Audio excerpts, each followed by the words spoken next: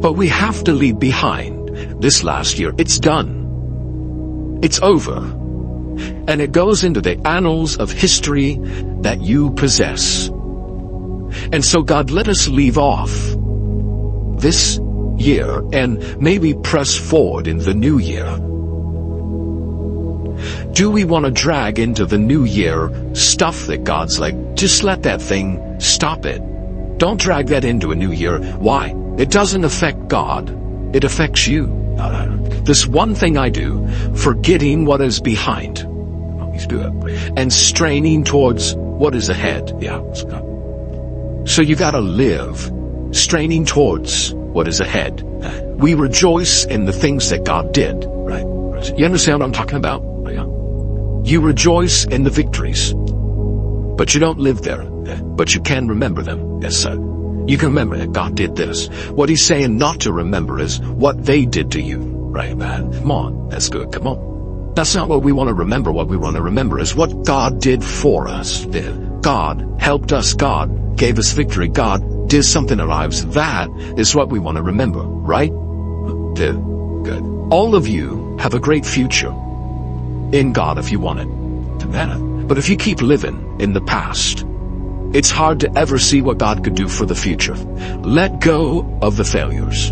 Just let them go. Or we could say it this way. Release what is ever holding you back. Because to take hold of what God's calling you to, you have to let go of what's holding you back. Get rid of it. Whatever's holding you back, let go. So for some of you men, I need to let go of that bad habit. Because the change you want to have is, I want to see myself like God sees me, but those aren't the thoughts in my mind. Well, how do you start your day? Well, I roll over in the bed, I grab my phone, I scroll. Maybe you need to let go of those habits. You roll over and you grab your phone and you open up to God's Word. Hey, what does that say about me? I want to change the direction and follow God. Maybe you need to let go of some of those friends that are leading you in the wrong direction. I'm not saying don't love them. I'm saying surround yourself with the people who are calling you to be the person that God is calling you to be. We let go. Chapter 12, verse 1 of Hebrews says, strip off the weights. Strip off the weights. Some of you have been carrying some weights that aren't for you to carry. Some of you have been just carrying this thing that weighs you down, that God doesn't want you to be weighed down by that. He wants you to strip it off. Press on towards the future. And if you were honest, have you ever had a moment of reflection where you just thought to yourself, I feel like I've lost my momentum. I feel like I'm stuck. I feel like I'm not moving forward. I feel like I'm at the same place right now that I was 5 years ago. I don't know, there's anything more suffocating than when you feel trapped in your own life.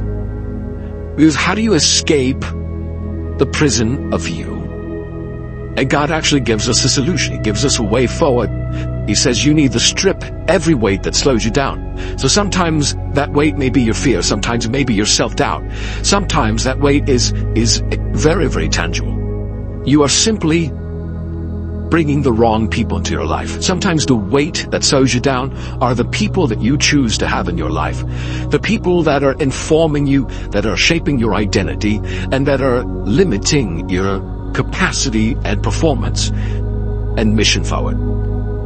What are the things I need to strip off my life that are slowing me down? And what is that sin that keeps me from living the life God created me to live most fully? You're starting a new year. This is the year that you could step in with so much intention, with courage, with hope, with faith, and align your life with the calling and purpose of God. Say, God, I want to run the race you've called me to live at the speed that you've created me to live at. Remove every weight that slows you down. Make the hard decisions and ask yourself, am I at the right place? Am Am I with the right people? Am I making the right choices in my life? What do I need to get rid of to move with God at the speed of God? What are the things I've allowed to entangle me, to hold me back? What's the sin that so easily trips me up time and time again? Let me step into the new version of me so that I can move with God in His path. Allow the force of His momentum carry me forward. God works best with moving objects. When you're moving, He can divert you. When you're standing still, it's hard to get you moving. If you get moving, I'll direct you to the open door. But you gotta get moving. You gotta keep moving, because God works with moving objects. The greatest things are still ahead in your life, regardless of the circumstances that you're going through. I am so excited about this year. I know there is more waiting for you in this year than you could ever ask or imagine. I know that if you'll trust Jesus and follow Him with all your strength and with all your heart and soul in mind, that you will experience life at a level you've never experienced before. You're made for this. God designed you for this. He didn't make you to sit on the couch and let time just slip by. He didn't make you to be average and ordinary. He did not make you to hide in safety and security.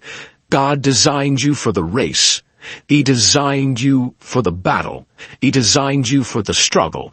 And there is a massive crowd of witnesses cheering you on, saying, there is more in you than you know. You were built for this.